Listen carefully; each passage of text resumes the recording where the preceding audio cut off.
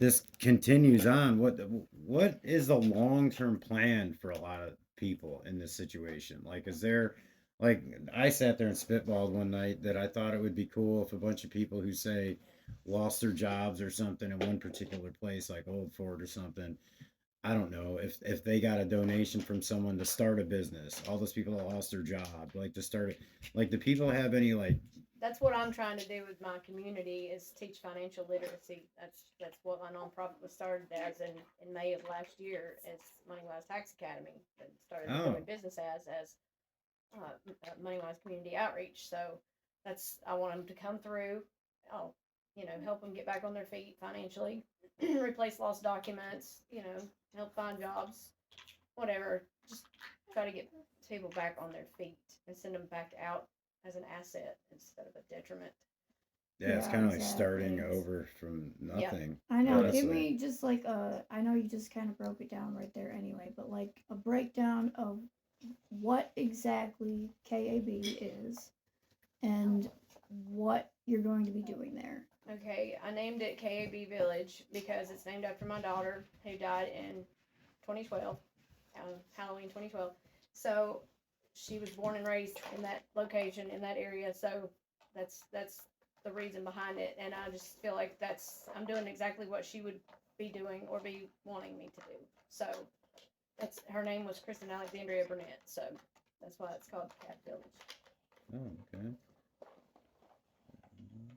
And you're gonna have programs there that are what financial literacy you said? Yeah, Okay. yeah, and it just, I mean, I'm gonna be there. I'll have an office there where I can, teach courses, um, just hands-on, more hands-on with people, trying to get them, back on their feet financially. So if they've got no credit or bad credit or whatever, we'll do credit repair or start some credit so they can buy them a house and not keep throwing their money away on a Yeah, hotel a room lot of people or don't. I mean, I'll admit I Yeah. don't have the greatest skills at all in what you're describing, and some people have always just had that one job or whatever, and really didn't have another plan because they were set. They worked their butt off or right. got their schooling or whatever, did it.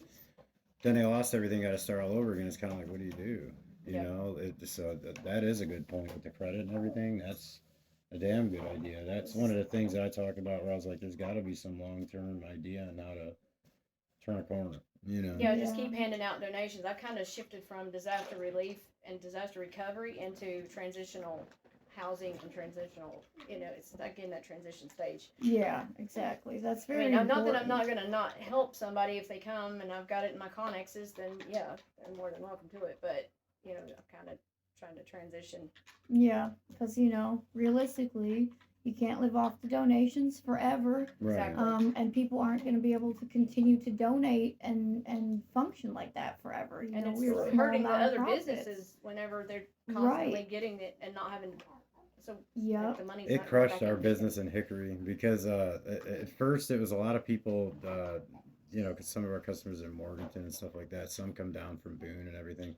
We do furniture, so it was vacation homes, that sort of thing. So that got crushed because those people lost properties. They didn't have money. Their kid, and then right immediately after that, they were giving to people over here. So they had no money to spend. Like Right. we were kind of decimated for like 2 months. It was pretty bad. It started to pick up almost to normal again. And you get a few people that need stuff because they lost everything, Hmm. but you're not really gonna make a profit on that. I mean, if you have half a heart, you basically give it to them at cost. Like that's what we Right. end up doing. So it affected us, and we're what 40 miles away. So I can only imagine what it's done to businesses in the area. Yeah, A lot are especially the probably smaller ones. not even just destroyed by the damage, but I mean closed down for good because of the hit they took in business, and there Yeah, was because nobody. you had no option. Nonprofit has an option, to getting help from the government, kind of, A little bit, or right? your individuals. You could apply to get some assistance, which most got denied anyway. Hmm. But the Mm-hmm. middleman, the small business owners in the middle, they got nothing. It's like go apply for a small business association loan. Right. That's all Right. you get. And you get a good interest rate for a year, and then we're just gonna hike it up on you, and then you're gonna be barely digging yourself out of that hole after the first year, and then you're gonna go under anyway.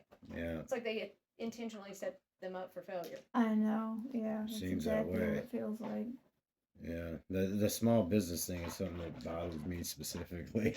That's Yeah. something that it seems like that is the one thing that always gets affected the worst. We talked to that one dude in Old Fort where he was talking about the businesses that got destroyed down there, and how they did get. I don't remember where the source was that they were getting money. They went to the city, got money to help a few of the businesses, but it was just those few that weren't even affected as much as the others. Right. Like there was a coffee shop that got a bunch of money that didn't even get damaged Yep. and stuff like that. And he said he was there at those meetings and couldn't believe the way it worked, and Yeah. that he had to kind of move all the wreckage himself, not just of his two trailers, but of everything around him, because it was kind of like the city was kind of passing the buck to the state. It was passing the buck to You talking FEMA. about Adam? No, his name's Scotty. Yeah, Okay. Scotty. And Same thing happened to Adam. yeah, it's that they kept passing the buck on it. So like the city, like none of it got done unless the citizens did it. Right. And they did a good job, but that's not the point. It's like, where are the people who are supposed to be in charge and have some sort of pride about the place that they have power over? Well, we have new administration now, and we hope that we see more of that coming in to help. And we'll see. And Well, we, locally maybe not. That's that. yeah, exactly. That's not always the case. Your local elections and stuff are really important. They are. But although we definitely support Trump and the Trump administration, we will definitely be holding them accountable. Like, hey, What? come do Well, what you we're said on the you're list gonna of do. promises you now. know, That's why. You know what I so- mean? So Well, I Yeah. mean, it was over there in Swannoa, and he says, hey, we're gonna start cutting FEMA out of the picture and start Mhm. getting the money back to the state for the state. Well, on January 31st, restraining order was filed and posted. So yeah, now that's when you started seeing more of the trucks and stuff. Yep. In the Yep. creeks. 2 days later. Yep. So 2 days. it's and think about how it's many months happening. in that was, though, and how quickly that could have been done before. Right. Mhm. Well, at least some of the people at the top of FEMA have now been fired. Oh, I've had several notifications that all my people are gone. Well, the now, so- main financial person, I don't remember her exact title, but there's 4 major people fired, so we are going to see some things change around. But it was a pathetic response, regardless of what party was in power. It doesn't matter. That's supposed to be a disaster relief type of organization, and I didn't see much relief. No, I was I out there didn't. at the very moment cutting trees in, waist deep water just to get it off the road, just so I'm in a dead end road, Mhm. That's people incredible. had to get out, so there's no way out. It's unbelievable. Well, it has been we the people since day one. I don't know exactly how many days we are now. I usually keep a count of exact amount of days, but we're pushing 5 months at this point. It is still we the people. We have some more help coming in, thank God, and it's going to be a process. But I trust and believe that it will get better on that end. But I am just very thankful and proud to be one of those people as part of We the People and sitting here with all of you right now, Yep. because I know just from the things that I've done and have done with Loving Hearts Bear Closet and other organizations, it hits your heart, it hits your soul, Yep. and it's not always easy to carry. So God bless you guys for continuing to do what you do. I'm just so glad that I crossed paths with Ashley here, and I really look forward to seeing what she's gonna do with her village Yeah. and everything Pretty else cool. that's gonna come of that, and to meet you All guys of you tonight. guys' I didn't stuff. even know that you were gonna be here for sure. Yeah, we I didn't mean, know that. I was that's like, awesome. So That's a Rodney thing there. Yeah. I That's said, hey, cool, you want to though. podcast with me? Yeah. Sure. Why I not? asked him, I'm like, come on. One thing that I had talked to Ashley about in the night we were in Walmart, I think it's Yeah. Walmart, Yeah, we were getting had to rushed do out with of just Walmart. health in general, and Right. I was talking about permapastures. I think she might have given you the link. Those guys that have the way of fixing basically, the soil. Or yeah, fixing the soil, fixing the water, for lack of a better term, and stuff. Yeah. Have you? Actually, I think Old Fort maybe wasn't as bad, but Marion and the high in coliform bacteria. Yeah. The most recent test results just came out. I need to actually get a copy. And of then that. the fact that even here on the green, I'm not sure. Well, actually, we did experience some of this in Old Fort, where people are getting used to it, but like the soil and the water has still like kind of enough chemical content to where you can feel it burn your eyes, you can taste it in your throat. Yeah, You know, kids are certain areas. obviously going to have to go back to playing in it. You know, stuff's being built in it. People were mucking out their homes in it. And come to find out, it's in some places it's pretty damn dangerous. Yes.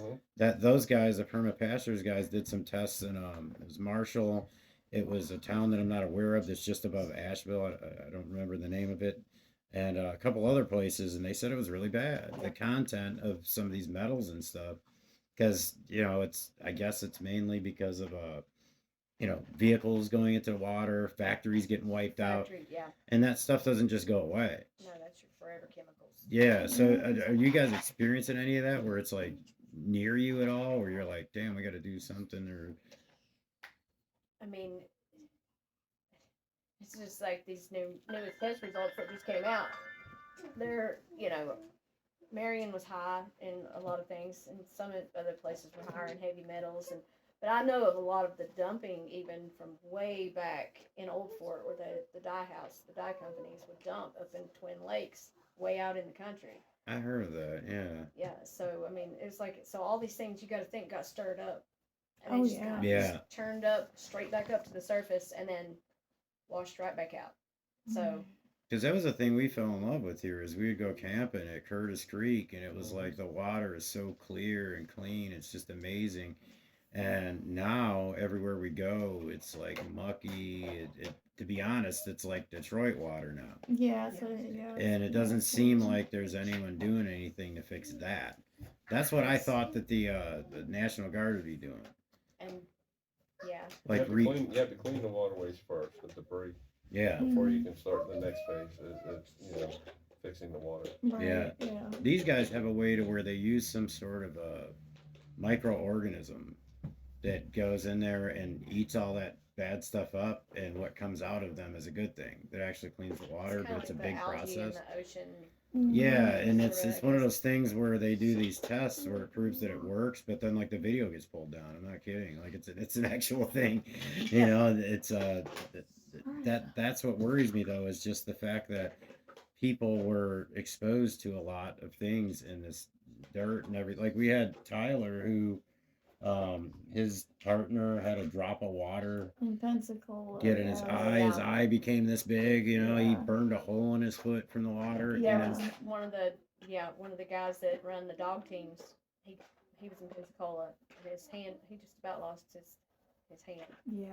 yeah, and it was kind of like that was sort of kept quiet. People didn't know they were going out. When they were going out there to help, they didn't really know they were going into that. Because they didn't have the protective gear that they needed to Right. have. Because Right. you just reacted. You Yeah, just did. I'm going to help. Yeah. Exactly. Yeah. Instead of the ones in here that had the protective gear that should have been doing it, we're not here. Yeah.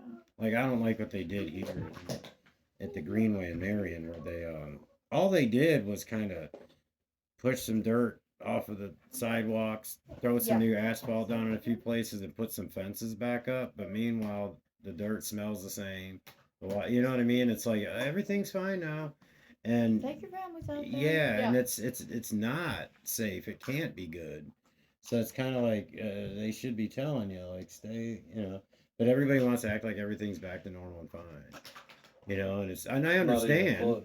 And as many No. campers that ended up and stuff in Lake James that have still not been recovered, not to mention all the other stuff. I mean, honestly, I wouldn't touch Lake James Oh no. Right. Yeah. I 15, would. 20 years myself, Right. personally. See, but that personally makes me sad. Like it really I know. does. Mhm. Like that, we're always outdoors in the water and stuff in the summer, and that's what we Yeah. love this place for. And it's like, I can barely Damn. talk about Curtis Creek without getting super emotional. yeah, our campground's is gone. That's We're like there my every home. weekend, you know, and My I it's mean, heart everything's is at risk there. for a mudslide for the next year. Yeah. Oh, yeah. I mean, everything, at least a year.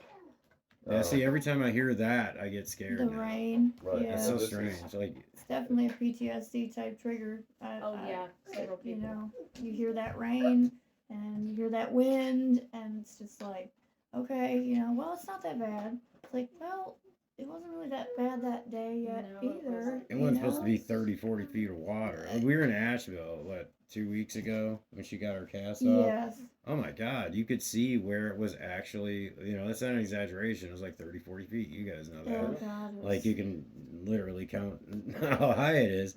It's unbelievable. Like my mind can't even fathom how that can happen. In all We honesty. delivered a tiny home to a man and his family, and he said it felt like his house was on the spin cycle of a washing machine. I mean, he looked out the window, it looked like Niagara Falls was coming directly at him. And he said he's never experienced anything like that in his life. I said, well, nobody has. Nobody Yeah. has. That's right. And then I talked to another young lady that her family's from Chimney Rock, and there was actually 3 floods, 3 separate floods hit that same day. Wow. Oh, so like So- basically, yeah, One I see what you're flood, saying. a couple hours later, another flood, then about an hour later, another flood. Yeah, and you mentioned the mudslides, the landslides. That's something I had never even thought about because we never lived in the mountains, and that we've seen the damage from those, and it's unbelievable. And it's changed how the mountain looks. Like Yeah. it's changed an entire mountain here and there. It's I unbelievable. think Hickory Nut Mountain, they just lost even more ground off of it just in Yeah. the last few days. Well, every time we get rain like this, it's like, okay, well, the places that already had slides, be careful because now you're liable Right. to get more. And, Yeah. the trees that were already halfway down, they're going to slide down. It just, so it is a long, long, long broken road that we are on here. And, folks out there just need to understand that. And I know that it's hard for them too, but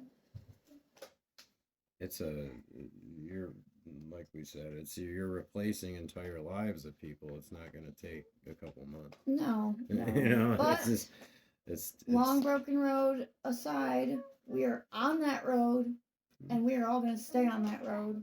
We are in it for the Amen. long haul. I can tell, I know every single one of you are in it for the long haul. And there are a lot of other people that are out there that are in it for the long haul. And, as long as we continue to do what we are doing, and I believe that God will make a way, and that we will slowly but surely be okay, even when we're not. Yep. So, Exactly. He'll Yeah. provide. yes. That's what it feels like. Yep. He'll make it So- work. We should wrap this up at this point. Yeah. Before we go, I guess just tell me who you are again, one by one. And where people can go And where they to can assist what you're doing. and yeah, everything. exactly. That's definitely. If you have a Girls link first, or you know, anything like no. that. Okay. I should say, Big Yummy Barbecue. That's where we are on Facebook and TikTok. And it's Feed the People is the nonprofit. What we're doing is, if we get a request from one of the hubs, we go and feed. We get a request from individuals, we go and feed. We have so many different contacts. And when, like Rodney says, hey, what does Mindy or Tracy need or Ashley need? I go, oh, I don't know. Let me get a list and I'll send it to them. And then it may be something Ashley needs that Rodney has. And then Yeah. Rodney has something that you guys need. right. And then, but the human connections, Mhm. we talked about the look on their face when they get the tiny home or the camper or a hot meal. Anything. Exactly. But guys, thank you for having us. Like I said, it's Absolutely. Big Yummy Barbecue. We feed the people. That's what we do. God bless you. Mine is MoneyWise Community Outreach on Facebook, TikTok, and the KAB Village. I do have a group on my Facebook that's linked there. I'm still working on my website. I can probably help with that if you need help with it. I do need help.